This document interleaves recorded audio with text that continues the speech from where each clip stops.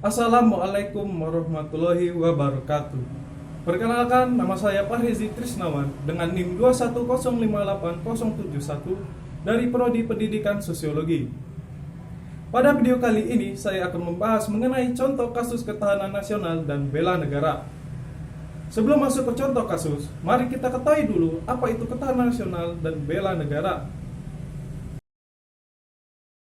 1. Ketahanan nasional. Apa itu ketahanan nasional?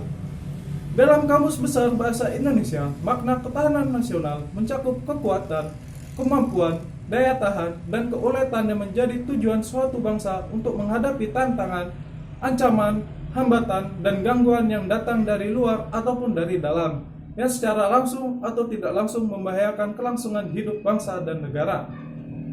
Sebagai konsepsi, ketahanan nasional merupakan landasan konsepsional strategis yang sekaligus merupakan pisau analisis untuk mencegah berbagai permasalahan strategis bangsa melalui pendekatan 8 aspek kehidupan nasional Astragatra yang terdiri dari 3 aspek alamiah Trigatra yang bersifat statis dan 5 aspek kehidupan Pancagatra yang bersifat dinamis.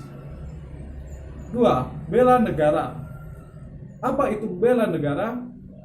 Bela negara adalah sikap dan perilaku warga negara yang dijiwai oleh kecintaannya kepada Negara Kesatuan Republik Indonesia yang berdasarkan Pancasila dan Undang-Undang Dasar 1945 dalam menjalin kelangsungan hidup bangsa dan negara yang seutuhnya. Baiklah, masuk ke dalam contoh kasus. Kasus yang saya ambil yaitu mengenai Gerakan Aceh Merdeka. Dikutip dari berita kompas.com tanggal 2 Agustus tahun 2021 yang membahas mengenai Gerakan Aceh Merdeka, mengenai latar belakang, perkembangan, dan penyelesaiannya. Gerakan Aceh Merdeka dibentuk pada 4 Desember 1976 dan dipimpin oleh Hasan Digerto. Akibat adanya perbedaan keinginan antara pemerintah Republik Indonesia dan Gerakan Aceh Merdeka, konflik yang terjadi sejak 1976 hingga 2005 ini telah menjatuhkan hampir 15.000 jiwa. Konflik yang terjadi di Aceh disebabkan oleh beberapa hal, yaitu perbedaan pendapat tentang hukum Islam, ketidakpuasan atas distribusi sumber daya alam Aceh, dan peningkatan jumlah orang Jawa di Aceh. Gerakan Aceh Merdeka terus berkembang sejak tahun 1976. Gerakan Aceh Merdeka sendiri memiliki pendukung dari negara luar, antara lain Iran, Libya, dan Thailand. Pada tahun 2003, pemerintah Republik Indonesia melancarkan serangan besar-besaran.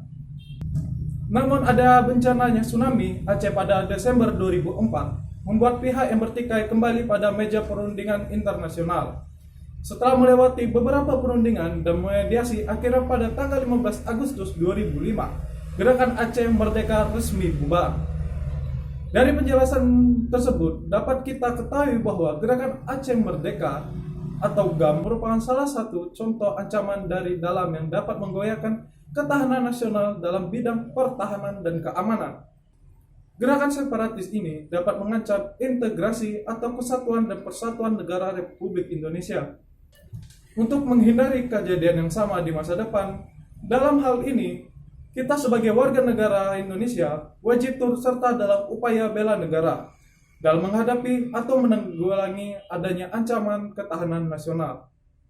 Upaya bela negara dapat kita lakukan dengan 2 cara, yaitu secara fisik dan non-fisik.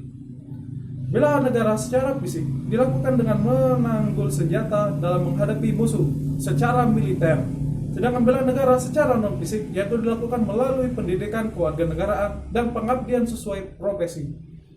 Upaya bela negara yang dapat kita lakukan sebagai mahasiswa yaitu antara lain mengikuti pendidikan kewarganegaraan di sekolah, melaksanakan kehidupan berdemokrasi, pengabdian yang tulus kepada masyarakat, berkarya nyata demi kemajuan bangsa, berperan aktif dalam menanggulangi ancaman, dan lain-lain.